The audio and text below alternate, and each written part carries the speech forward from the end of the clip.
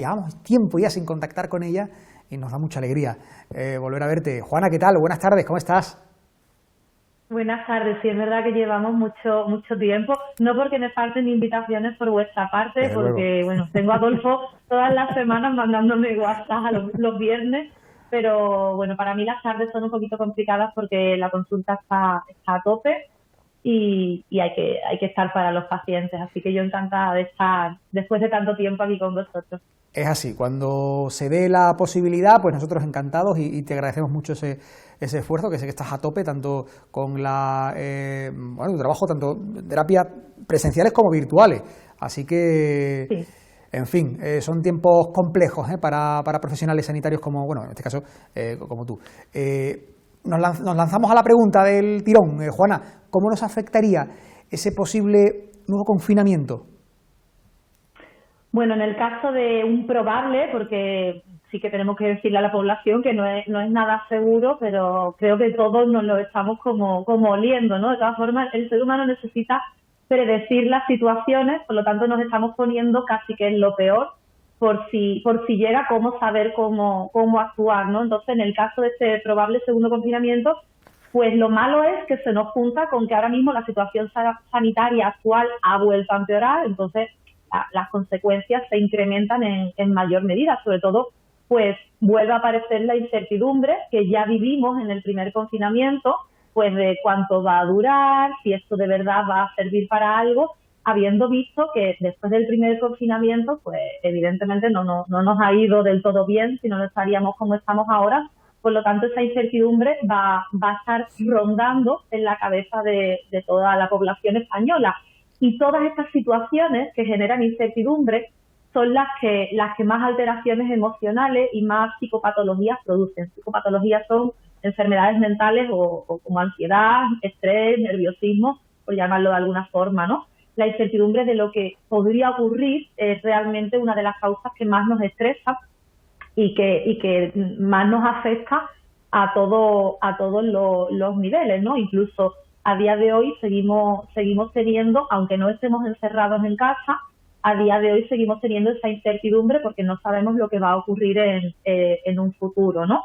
Por otro lado, pues el estrés que causan pues todos los problemas que pueden llegar derivados de la situación económica y de la situación personal de cada persona, del trabajo, una vez más que vuelvan a cerrar los colegios o que los colegios continúen abiertos. O sea, esa incertidumbre, este miedo, esta pérdida de control nos afecta mucho más de lo que pensamos, y los psicólogos, bueno, se están haciendo estudios y estamos dándonos cuenta de que la enfermedad mental está prevaleciendo y está aumentando en gran medida.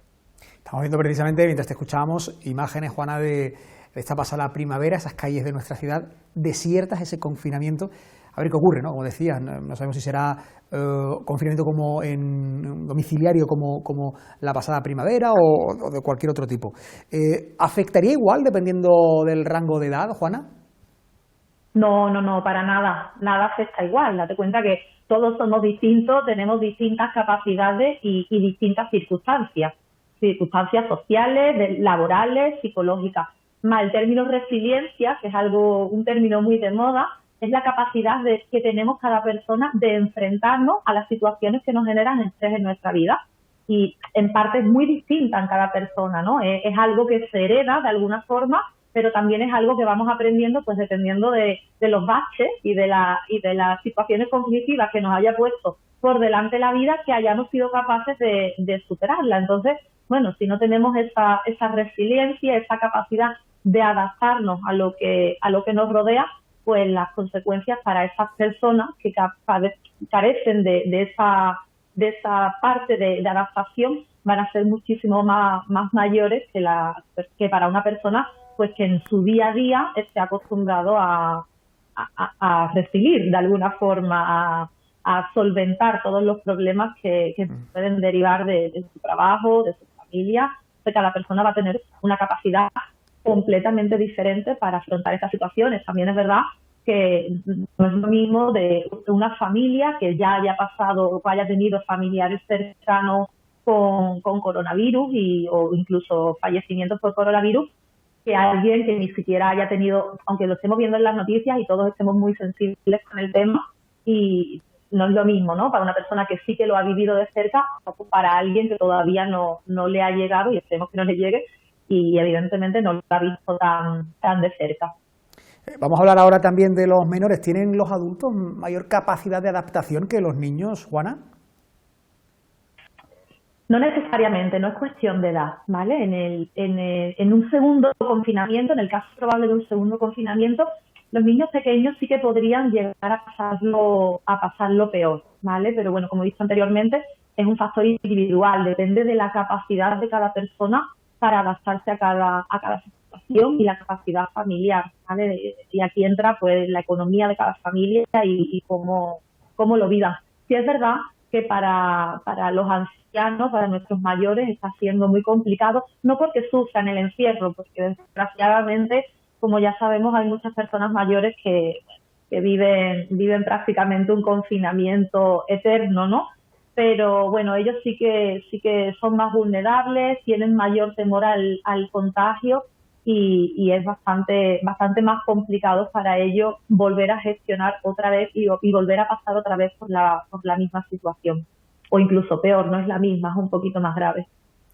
Juana, ¿qué consejos nos darías para, en el caso de que se dé el confinamiento, o ya esta misma situación, esta nueva normalidad que tiene poco de normal,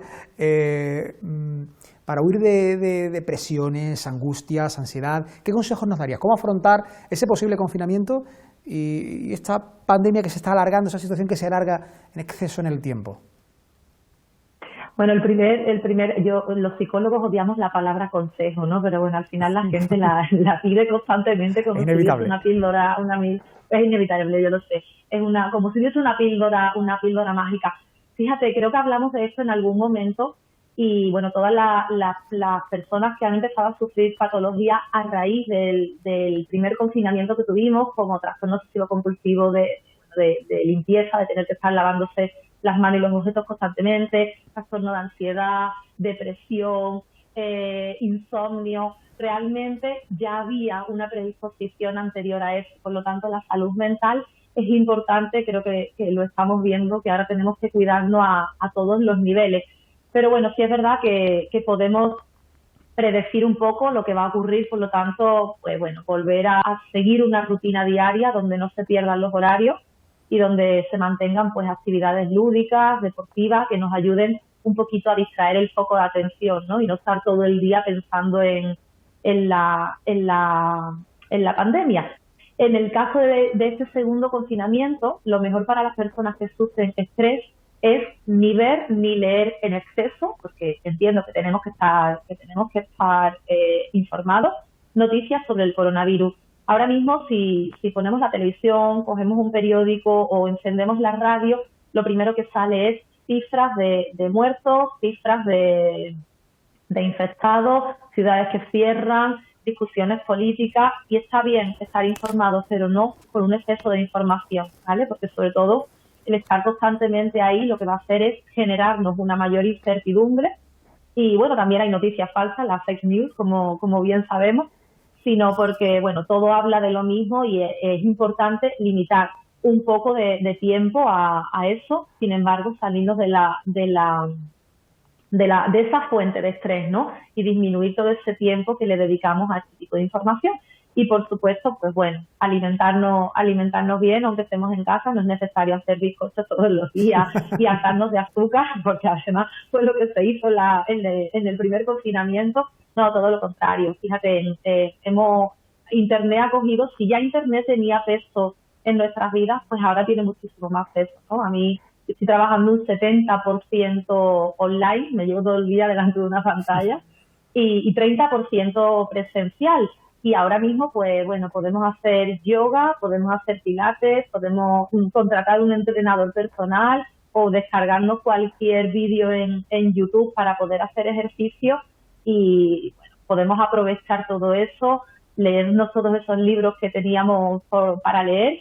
Y en este tiempo que ha pasado, pues hay profesiones, hay otras que evidentemente no, pero nos hemos dado cuenta que hay profesiones como por ejemplo la mía, en la que sí que se puede teletrabajar, que ahora mismo es el momento de cuidarnos, de estar un poquito más resguardados y de vivir más en casa. Por lo tanto, supuestamente hemos tenido tiempo de adaptarnos al teletrabajo y a estar delante de una pantalla e intentar hacerlo pues, lo mejor que sabemos. Así que otra vez a cuidarnos mucho en el caso de que nos vuelvan a confinar y a tener esperanza de que se están tomando medidas, nos parezcan más adecuadas o menos adecuadas, se están tomando muchísimas medidas. Somos parte de un gran experimento y por eso, porque somos parte, pues tenemos que dar todo lo mejor de nosotros para que tarde o temprano, que esperemos que sea más temprano que tarde, pues todo esto termine y podamos recuperar nuestros abrazos, nuestros besos y juntarnos de más de 6 en 6, que además en Andalucía nos gustan mucho las reuniones grandes. Ay, Juana, estamos deseándolo. Te escuchaba hablar de lo del bizcocho y digo, ojo, cuidado, porque este confinamiento vendría con polvorones y mantecaos de por medio. Es decir, haces muy bien en recomendar una dieta sana, saludable y el ejercicio físico, como bien apuntas. Ya creo que tenemos la lección bien aprendida a través de Internet. Podemos hacer prácticamente de todo. Y vosotros los psicólogos sois más necesarios que nunca. Por último, y te libero ya, que sé que tienes ahora consulta, quiero preguntarte por la secuela psicológica. Por esas secuelas psicológicas, Juana, de personas que han pasado la enfermedad, la COVID. ¿Qué secuelas, psicológicamente hablando, deja el coronavirus? Cuéntame. Mira, yo he atendido a varias personas que han estado en UCI, personas que han visto fallecimientos al lado de ellos, estando ellos ingresados. Y bueno, el miedo sigue estando ahí. Hay personas que no se les ha quedado ningún tipo de secuela física, por lo tanto, bueno, más o menos bien. Sin embargo, las secuelas psicológicas siguen estando y estamos trabajando en ello. Sigue estando el miedo, el estrés postraumático, ¿no? El estrés postraumático es cuando vivimos una situación muy conflictiva, aunque ya la situación haya pasado, de alguna forma se queda anclada en nuestra mente y porque toda esa emoción que se vivió en ese momento se ha quedado retenida de alguna forma dentro del cuerpo. Por lo tanto, ahí estamos trabajando para que estas personas que encima de todo sufrieron los efectos del coronavirus físico, pues su mente pueda pasar página y ellos sí que sí tienen que volver a una nueva normalidad y lo harán. Seguro que sí, Juana, un placer como siempre escucharte. Gracias por ayudarnos a sobrellevar esta situación de la forma más saludable psicológicamente hablando, que también es muy importante, no podemos olvidarlo. En fin, afrontamos el futuro más inmediato pues de la mejor manera posible, con optimismo y siempre prestando atención a todas las recomendaciones que nos haces. Juana, muchas gracias, un placer. A vosotros.